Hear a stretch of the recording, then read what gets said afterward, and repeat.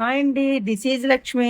ఈరోజు big boss హౌస్లో survival of the ఫిట్టెస్ట్లో భాగంగా పట్టుకుని ఉండు పగిలిపోతుందనే టాస్క్ జరిగింది. దీనికి గాను శక్తి టీం నుండి పృథ్వీ, కాంతారా నుండి నాబిల్ గేమ్ స్టార్ట్ చేశారు. హ్యాండిల్కి కట్టిన మేకు బెలూన్కి తగలకూడదు. ఈ టాస్క్లో పృథ్వీ విన్ అయ్యాడు. దీనికి గాను కాంతారా టీం నుండి అనర్హుడైన ఒక మెంబర్ని శక్తి టీం ఎలిమినేట్ చేయాలి. సీత్ అయితే నిఖిల్ని రిక్వెస్ట్ చేస్తుంది, మనం వైల్డ్ కార్డ్ రాకుండా చేయాలి అంటే మన టీంలో స్ట్రాంగ్ కంటెస్టెంట్స్ ఉండాలి కాబట్టి చూసి వీక్ మెంబర్ని ఎలిమినేట్ చేయమంటుంది. కానీ నిఖిల్ బ్యాచ్ కావాలనే నబిల్ని పక్కకు తప్పించింది. సీత ఆర్గ్యుమెంట్ ఏమిటంటే వీక్ అని మణికంఠను తీశారు, మరి స్ట్రాంగ్ అయిన నబిల్ని ఎందుకు తీశారని గట్టిగా అడిగింది. యాష్మి, సోనియా అయితే మణికంఠను ఇష్టం వచ్చినట్లు మాట్లాడారు. మణికంఠ ఆదిత్యవంను అనర్హుడుగా ప్రకటించమంటాడు. మణికంఠ కరెక్ట్గానే చెప్పాడు. వాళ్ళు స్ట్రాటజీ ప్రకారం చేశారు.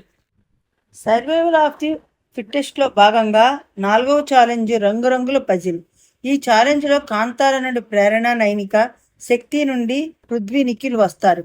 ఈ టాస్క్ 5 minutesలో కంప్లీట్ అవ్వాలి. కానీ ఛాలెంజ్ని ఇద్దరూ పూర్తి చేయలేక ఓడిపోయారు.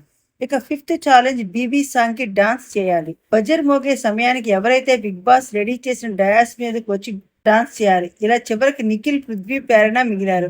ఎక్కువ సభ్యులున్న శక్తి టీం విన్ అయినట్లు ప్రకటించి ₹1,00,000 ప్రైజ్ మనీ కలుస్తాయని చెప్పాడు Bigg Boss. Survival of the fittest complete అయ్యింది. క్లాన్స్ రెండూ కలిపి 5 వైల్డ్ కార్డ్స్ మాత్రమే ఆపగలిగారని ప్రకటించాడు బిగ్ బాస్.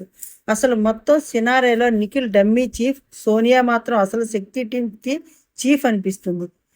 నబీల్ని తప్పించిన విధానంలో మణికంఠ పట్ల నిఖిల్ బ్యాచ్ వ్యవహరించిన తీరు చాలా అసహ్యం కలిగిస్తోంది. సగటు ప్రేక్షకులు ఇదంతా గమనిస్తున్నారు. సోనియా, యాష్మి మణికంఠను ఒక పురుగులా చూస్తున్నారు.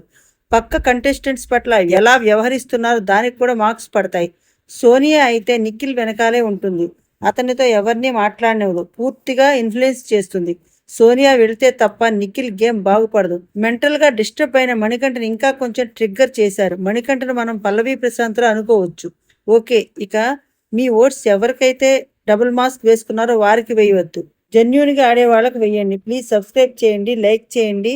ఓకే గైస్, నెక్స్ట్ వీడియోతో మళ్ళీ కలుద్దాం. Thanks for watching.